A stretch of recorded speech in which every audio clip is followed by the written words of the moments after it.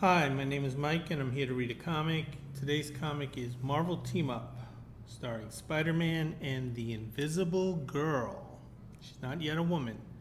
After, I think about 20, almost 20 years of existence. This issue is not a part of the Many Loves of Spider-Man. Sue Richards showed no romantic interest in Spider-Man or Peter Parker.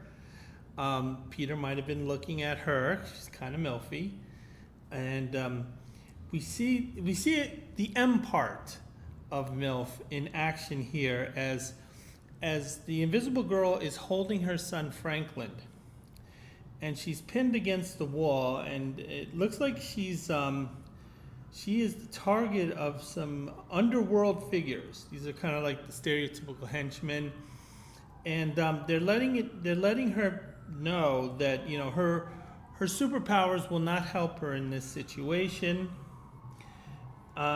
Specifically, the power to make things invisible. And here we see an invisible Spider-Man ready to pounce on these gangsters. For the most part, I enjoyed this story. I thought it was a fun story. It's Chris Claremont. He really did put effort into this title, unlike some of the other Spider-Man writers, particularly Jerry Conway, who sadly passed away. Sometimes his efforts in Marvel Team Up was a little questionable at times, but Chris really did provide some really good A stories, and this is a pretty good one. But it has a lot of elements, I should say, that I like about Chris Claremont in his stories, particularly Marvel Team Up, in that if there's anything that he's going through in life, he'll let you know in these stories. He clearly watched the movie Across 110th Street. That plays a big influence into this story. There's also a few other things. There's another movie that this kind of reminds me of. It reminds me a little bit of Ransom, although that movie came out years earlier. I think it was Night of the Juggler, but I don't think that hit theaters yet. And that movie, which is a very good movie, there seems to be elements of that story in this story. Or maybe this is just kind of a common trope. So anyway, it's a very New York-y issue and story, I should say. So I'm going to get into it. Sadly, I only have the story scans. I don't have access to the letters page or any of the ads or the Marvel Bullpen Bulletin, which I always enjoy reading. So anyway, take a look at the splash page. It's not action. This is human drama. And we're told the story is A Child is Waiting. And the writer is Chris Claremont. The art is Sal Buscema and Eduardo Barreto. I'm not familiar with him. He might be an import because both Marvel and DC, I should say, were bringing in imported talent from overseas. And we see Jim Shooter is the editor. This is when he started kind of flexing his muscles. I think at this point he was probably just kind of getting a feel for the job and the things that he expected from the Marvel bullpen. So as I had mentioned, this is not an action scene. This is a relaxed scene. This is it looks to be a high-class luncheonette. Apparently this is a charitable event, and Peter Parker, who is working with the Globe at this time, he was assigned to be the photographer for this event. So Peter, who kind of likens himself to the kind of the action photojournalist, he's sort of playing the gossip Pavarotti role here. He's bored out of his mind. He seems a little contemptuous of the people that he's covering here, and amongst those people are Sue Storm, who's dressed in a beautiful evening gown. Also, uh, Jan Pym here, and Henry is here. Henry's all ducked up in his like white tuxedo, kind of looking a little like Greg Allman at his wedding with Cher. And then we have Janet Van Dyke, who just looks beautiful, or Janet Pym, I should say. And I guess at the time, I remember a couple other stories that kind of took place in. They were events that took place in restaurants. I'm assuming that a lot of the guys in Marvel were eating out at the time. So anyway, I'm going to turn the page. One thing I should mention, Peter Parker was working for the Globe. Peter found it easier to work with the Globe than dealing with J. Jonah Jameson. But the catch was that the Globe editor was a very friendly guy, and he asked a lot of questions, whereas J. Jonah Jameson did not ask questions. So Peter often found himself kind of forced through necessity to work with J. Jonah Jameson simply because he didn't want his identity as Spider-Man to somehow come out. So Peter's trying to make the best of the situation. He realizes that he's getting paid, and as bored as he is, he's a guy on the payroll, so he's just going to do his job, take some pictures here. We see that Sue has an important phone call. She's being taken away from Hank and Janet Pym. When you look at the story, maybe she kind of could have used their help, but she was kind of like, yeah, fuck them. So anyway, as this is going on, Peter Parker he overhears a little of this, but he's kind of focused on how bad the food is. Not necessarily the quality of the food, but the type of food they have, such as caviar and things. So anyway, Sue's kind of just walking out. She doesn't know the importance of this call. Peter is thinking to himself that if he were at this event, he would not like someone like him taking a picture of him. However, he's getting paid for it.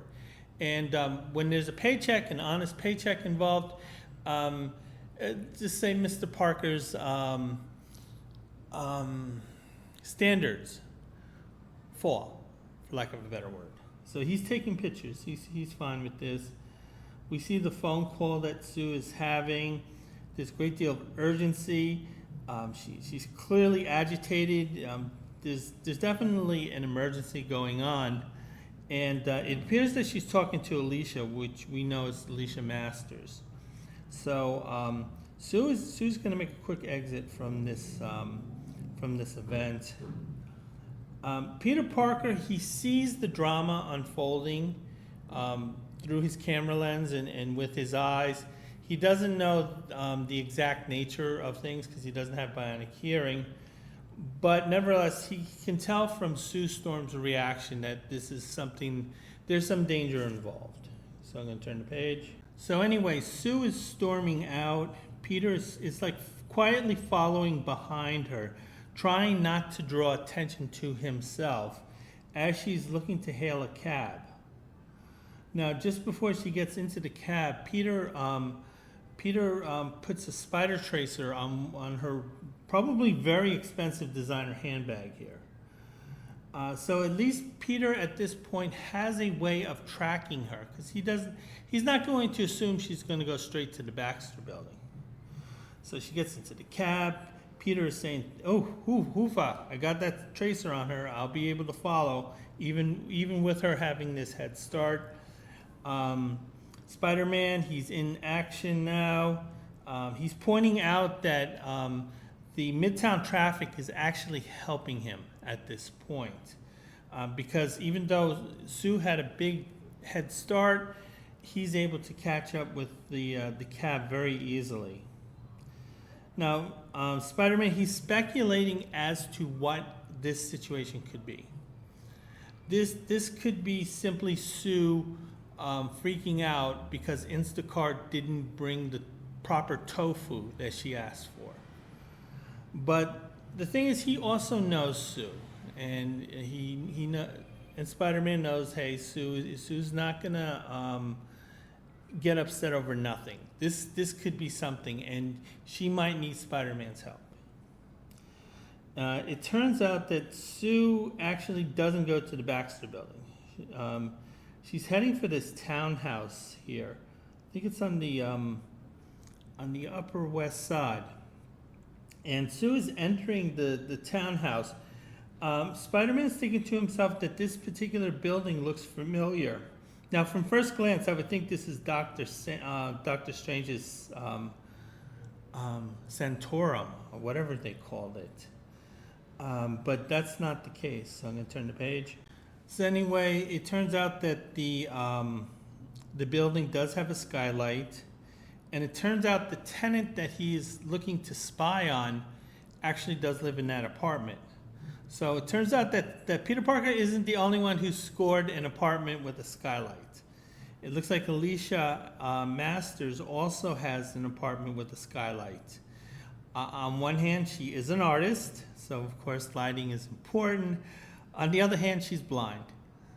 So it makes sense in the Marvel Universe.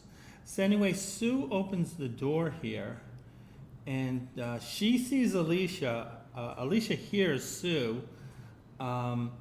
Alicia's very apologetic here. She's very upset.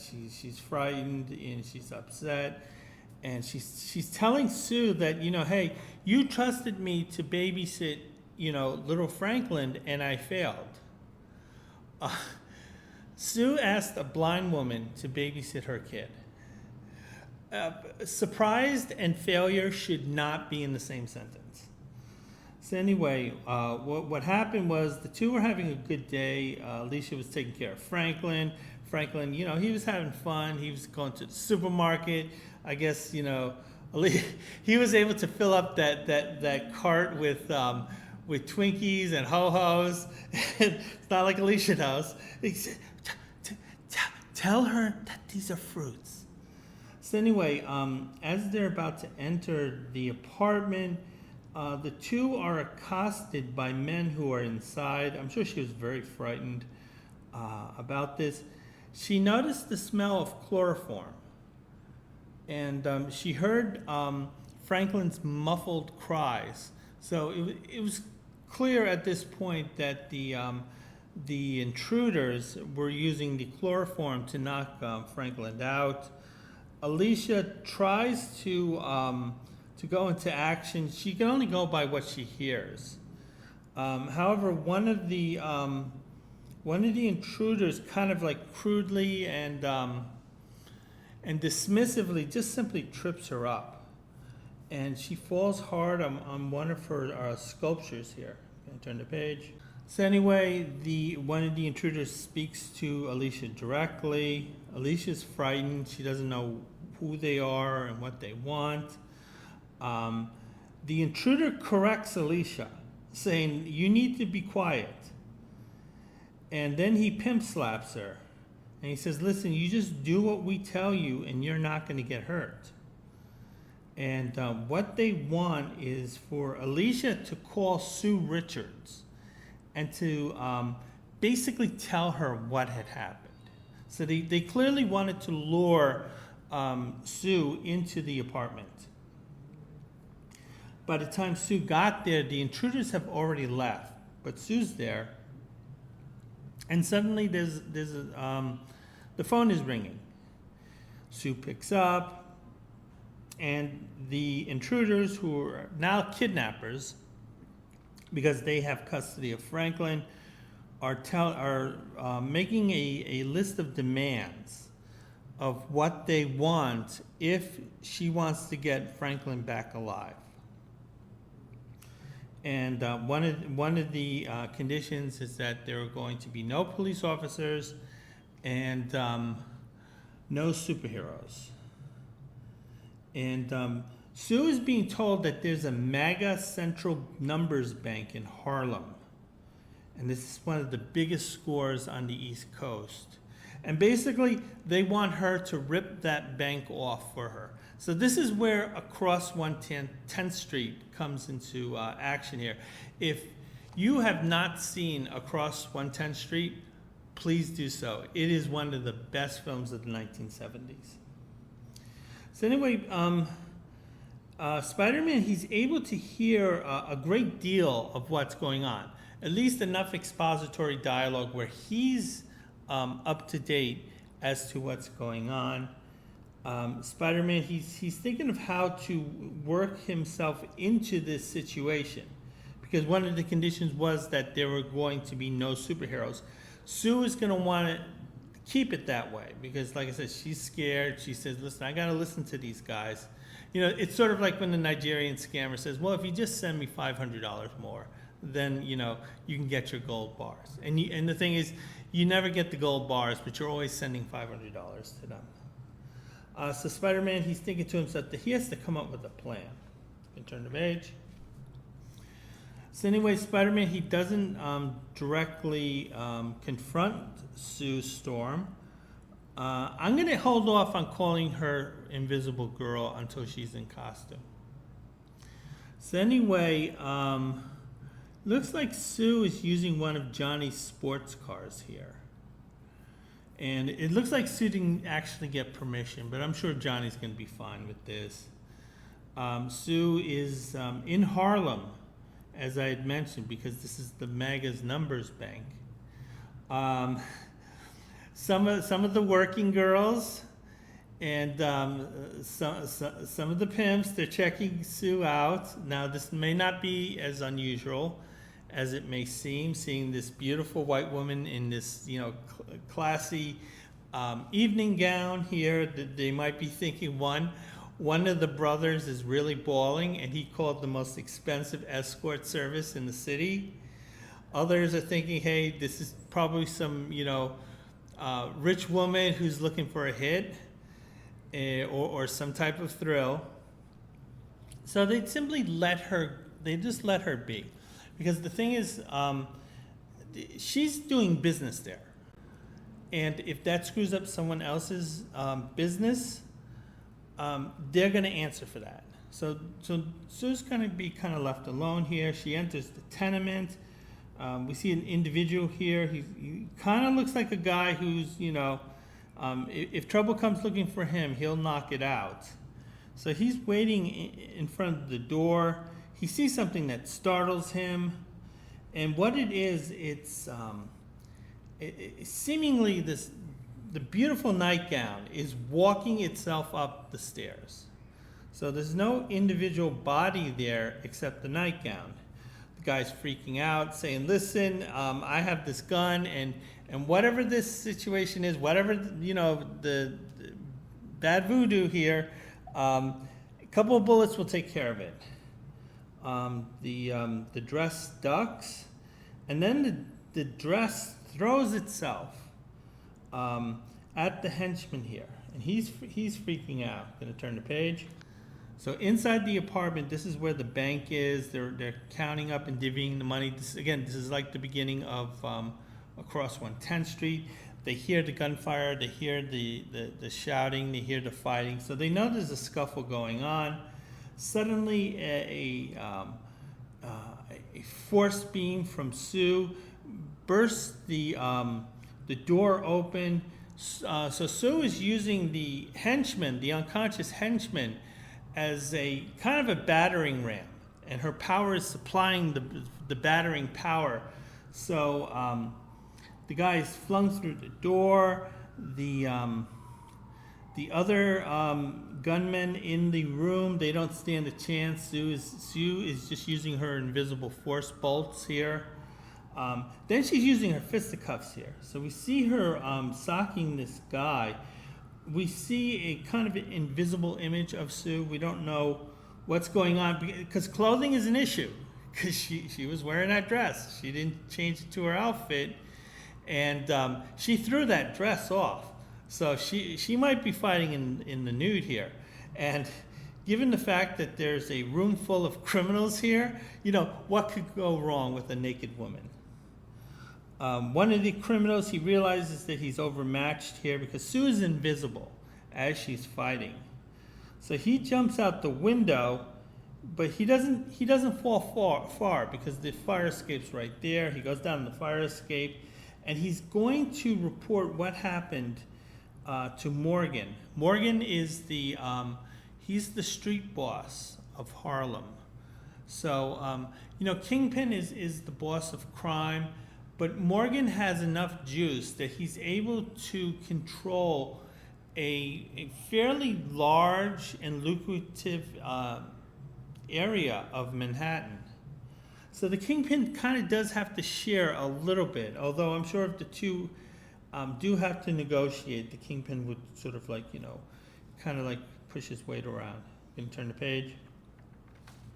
So then we see the Invisible Woman, or the Invisible Girl.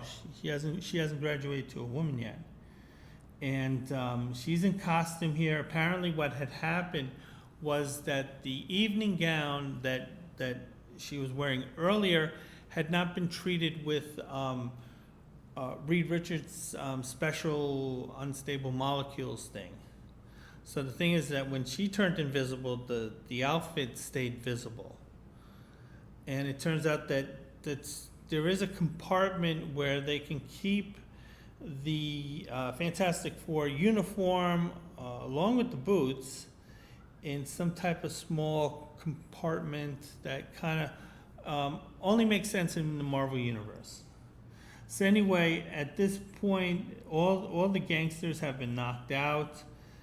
The money is there for her to take. She's actually pretty impressed here. But the thing is, she's realizing, as she's putting all this money in, she's realized, hey, I'm buying my son's safety. This is to get my son back. So it's well worth it. I'm happy to spend other people's money, to get my son back. So Sue makes a hasty exit from Harlem here. By the way, I remember in 1979, I had actually walked through Harlem once because I was a stupid 12-year-old kid. Oh man, the amount of poverty that I saw was stunning. I was the only white kid and the only white person in that entire area. Yet no one really bothered me. So anyway, Sue, she's going into the car, and then she sees Spider-Man in the back seat, and she's surprised and she's angry. And Spider-Man kind of name drops Theo Kojak, who is the big TV star, detective at the time. Spider-Man wants to give his help. Sue is completely rejecting it, saying, "Listen, I made a deal with these kidnappers. I gotta trust these guys. And if you get him killed, I'm gonna take that out on you." But the thing is, Spider-Man is saying, "Listen, come on, Sue, be real. You're being emotional. You're being like the victim who's about to send their life savings for a crypto scam. It's not smart. You got to think about it. It's a scam, and you're only doing this because you're emotional." So anyway, Sue realizes this. She realizes that, listen, she was operating on blind emotion, her desire to get Franklin back. But yeah, she's thinking, I'm kind of stuck here. I mean, I have to trust these guys. That's all I have left. But she realizes that, yeah, they're going to have to come up with a plan. So I'm going to turn the page. So anyway, they start getting moving. Now, as they're driving off, it turns out that Morgan's men are heading for the bank. So, and they're armed and they're ready to attack. And it looks like Morgan is with them too. So, now this was a big heist because they've mentioned millions of dollars. So this guy's going to be pretty angry about what happened. He does see Sue driving off. So they train their guns on Sue's car. They may not know Spider-Man is in it. They just know that it was a blonde woman who did it. Spider-Man, he strikes first. He gets a web ball, and from the velocity of it and the density of the webbing, this hits like a brick. So two of Morgan's men are immediately knocked out. Sue storms. She's at this point. She's behind the wheel. Spider-Man saying, "Floor it. We need to go." Some of Morgan's men, the ones that weren't knocked unconscious, they start firing on the vehicle. Turn the page. So at this point, we have this car chase going through Harlem here. Sue has an idea, and the idea involves, kind of freeing herself from driving this car. So she tells Spider-Man, "Hey, you need to take the wheel. You need to do the driving here." Spider-Man's kind of startled by this, but nevertheless, he complies. He knows Sue is in a leadership position, so to speak. And Spider-Man, he's doing his best to shake Morgan's car, but they're still following. What Sue is going to do is that she's going to create an invisible ramp that will be placed just in front of Morgan's car.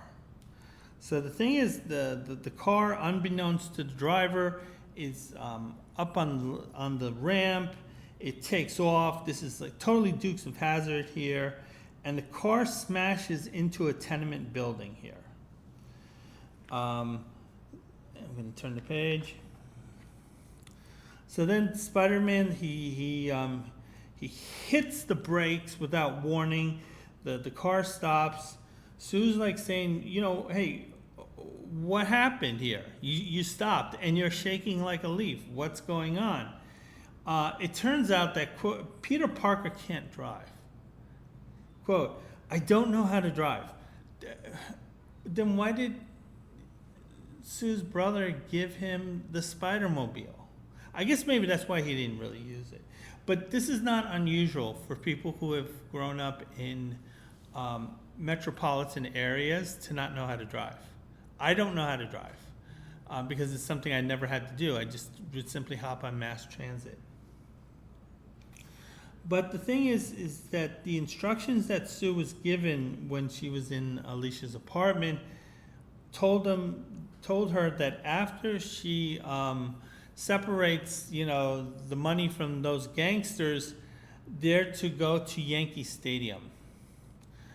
I know Chris Claremont was a huge softball fan. Apparently he loved playing softball. And he probably came up to the Inwood area of Manhattan, because I had mentioned Bill Manilow lived there at one time. I'm sure he played some of the games in Inwood Hill Park, because both sides of the park have baseball fields. And I know actually in another issue of Marvel Team Up, there is an adventure where him and Iron Fist actually are fighting in Inwood Hill Park. And it's a nice place to go, like kind of like one time if you've never been there. So anyway, the Yankees, they're playing the Red Sox. They had a huge rivalry during this time. And there's some confusion from the attendees, because they're seeing Sue standing on the pitcher's mound with a suitcase. So they don't know what's going on. One fan is name dropping Ron Guidry, who was a huge star for the Yankees at the time. It turns out Sue isn't alone on the pitcher's mound. Spider-Man is there. Sue is using her powers to make him invisible. The umpire, he walks forward and he says, "I'll take care of that suitcase." So clearly this isn't the official umpire, but it's one of the intermediates for the kidnappers. He inspects the case. He opens it up. He sees the money, and he's happy about that. Sue's saying, "Listen, okay, you got the money. Where's my son?" And I said, "Yeah, I didn't bring him here because we kind of lied to you. We want the money, but we're going to still keep your son." And basically what they're going to do is they're going to hold the kid hostage. And they're basically going to use the Fantastic Four as their, extorted strong arm. So basically this criminal group wants to do they can do anything they want because they have control of the Fantastic Four, because they have the kid. And the intermediate says that, we'll be in touch. You can turn the page. So I kind of gave away a little of the bad guy's plan here, but this is fine. This is it's a nice story, but it's nothing. It's not a great story either. So anyway, Spider-Man, who is invisible, he's going to follow the intermediate as he's leaving the field.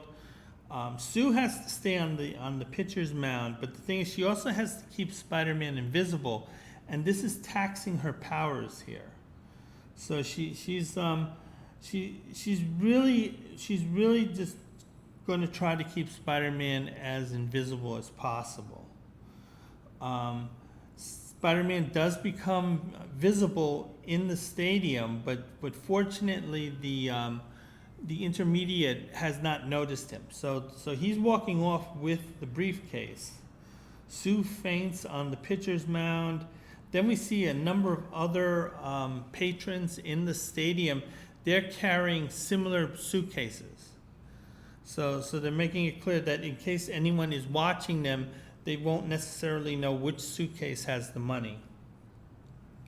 Spider-Man is impressed by this. He's saying, listen, these guys are organized. These guys have their shit together. And he's not sure who to follow. So then Spider-Man, he goes into his civilian duds. So now he's Peter Parker. And he's following these guys. So he's following who he believes has the suitcase, because it's not the umpire anymore. And he's heading for the subway, and that's where Peter is going to. So he's going to take the D train back to Manhattan. I'm going to turn the page. So anyway, the train is going downtown. At this point, Peter just looks like any other strap hanger, I should say. And he's just keeping a close eye on this individual. It looks like they're getting off at 125th Street. Then the individual with the suitcase, he heads into the tunnel, I should say, the restricted area. Spider-Man his presence has not been detected yet. So this is sort of like Superman 1, when Otis was delivering the paper to Lex Luthor. And then it looks like Spider-Man lost track of this individual. So he's kind of kicking himself at this point because he feels like he was mentally distracted. And that allowed that to happen. However, as Spider-Man is kicking himself, he hears a voice that says, listen, you might have lost him, but I didn't. And Spider-Man's surprised, and then he said, no, this will all make sense on the next page. And it turns out it's Sue Richards, the Invisible Girl. And at some point she was able to get off the pitcher's mound, and she was able to follow Spider-Man for reasons we don't know. Okay, so we go into the bad guy's headquarters. It seems like a pretty large gang here, pretty diverse too. Franklin is asleep, the leader of the gang, and they call themselves the Hole in the Wall Gang, which is what Butch Cassidy and the Sundance Kid were. And they're just giving out the plan, basically saying, listen, as long as we have the kid, the Fantastic Four are at our call. So we can just ransack this city. However, as this speech is being said, Spider-Man on the other side of the wall smashes through, and we see some of the debris immediately hits one of the henchmen here. So they're all surprised, and one of them has been he's probably has a permanent single-digit IQ after this. We also didn't hear whether those guys in the car that Sue rammed into the tenement, whether they survived or not. They did, but so Spider-Man, he's taking on this gang here. He's outnumbered, but he's fighting well.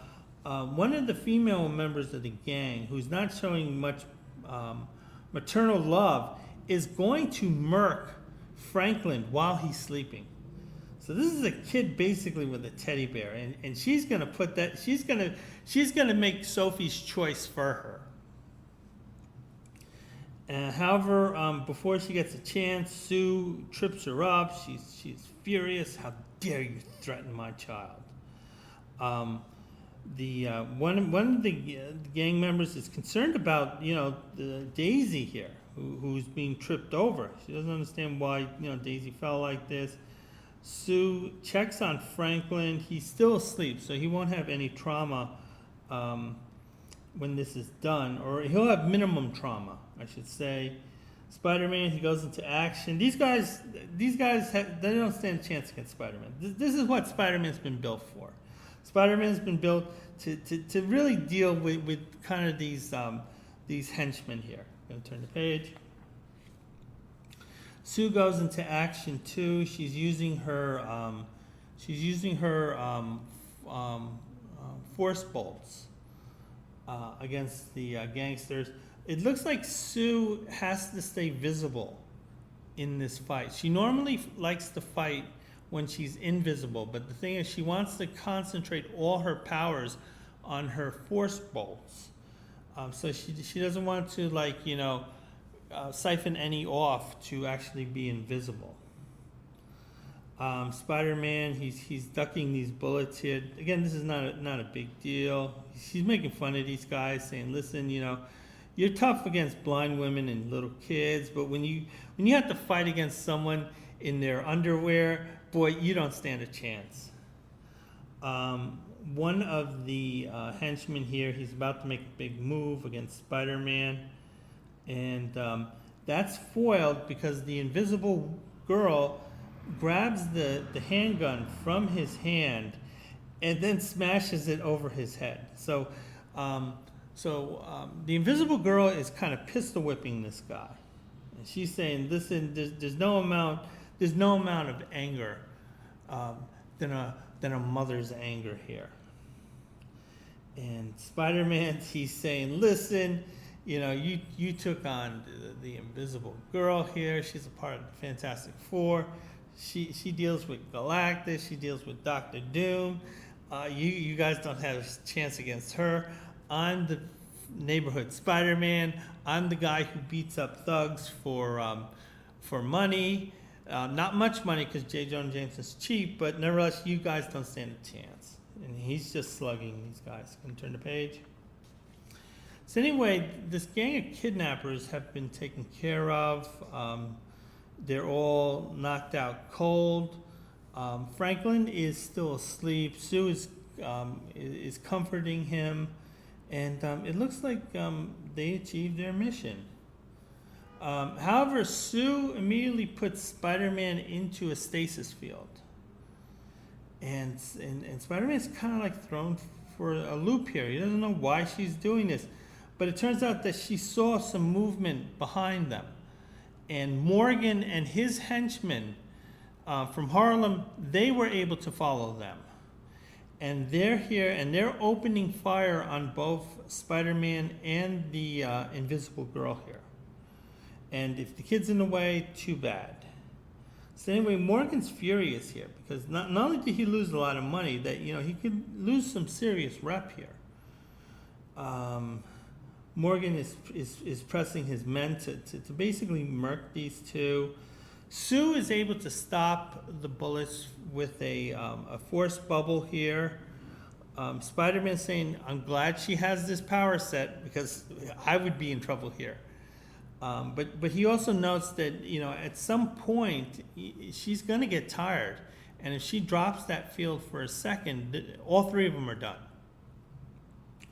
Morgan is pressing his advantage. His saliva is all webbed in his mouth, and he's just saying, "Listen, we just have to keep firing and firing. At some point, she's not going to be able to maintain this force bubble."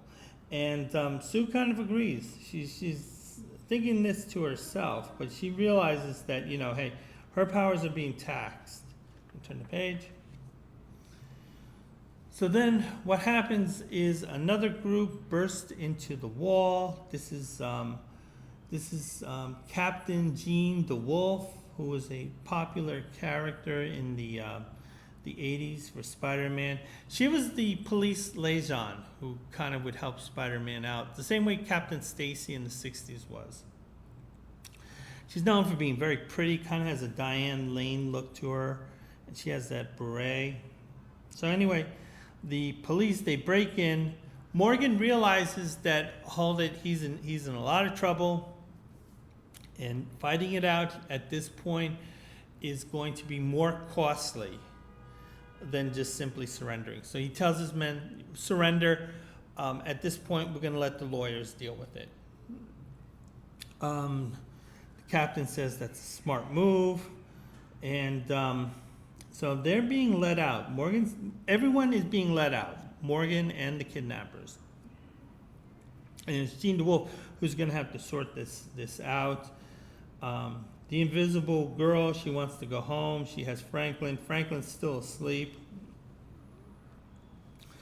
And then we see the invisible girl. She gives Spider-Man a little peck, masked.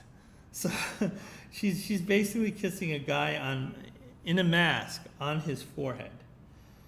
And I guess this is much more tasteful than the way Spider-Man handled it in Marvel Team Up 4, where he gave Jean Grey a full-on, kiss on the lips. Then we see Sue and Franklin. They seemingly fade away, but they're really just invisible. So Sue's kind of making this dramatic exit, but at the same time, she's kind of still there. And if she walks too slowly, they're going to bump into each other. It's going to be really awkward. So then Captain DeWolf, I should say, and Spider-Man, they're together saying, listen, hey, you did a good job. Everything went perfectly. And no one got hurt. And we got a lot of bad people off the streets. And Spider-Man, he is so down on his luck, he can't figure out what he did right. Because normally nothing goes right for him, but in this story it did. And that's it. And next issue is Shootout over Central Ring. I'm assuming that's like the Central Park ice skating ring, but I don't know. Unfortunately, I did not have a copy of this at home, so I can't read the letters or the bulletins, but yeah, and that's it. And that is my review of Marvel Team Up number 88, and I hope to have more reviews up soon. Bye.